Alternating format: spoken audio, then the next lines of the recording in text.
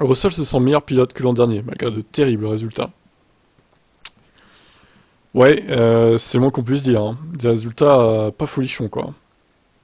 Ça a été une année assez terrible en termes de résultats, on a rapidement pris du retard avec ce qui s'est passé à Melbourne. Si tout avait été dans notre direction, on aurait sans doute gagné cette course. Je le crois vraiment. Je ne veux pas réécrire l'histoire, mais ça m'a mis dans un cercle de mauvais résultats.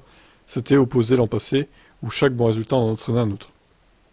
À Melbourne, il fut en effet lâché par son moteur alors qu'il était devant son équipier en course, et que son rythme lui laissait clairement envisager qu'il pourrait se battre pour la victoire avec Verstappen.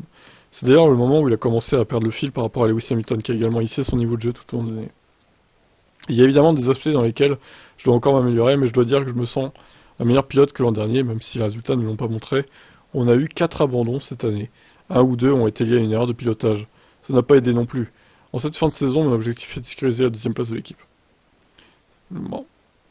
Il est évident que les deux crashs en course de George expliquent aussi l'écart abyssal.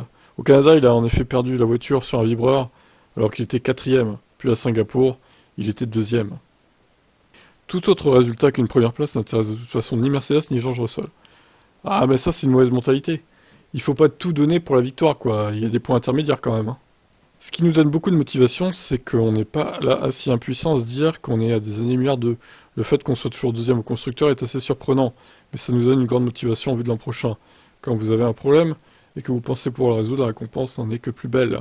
On est raisonnablement optimiste, on ne va pas placer nos attentes trop hautes, mais on pense qu'on peut résoudre un grand nombre de soucis l'an prochain.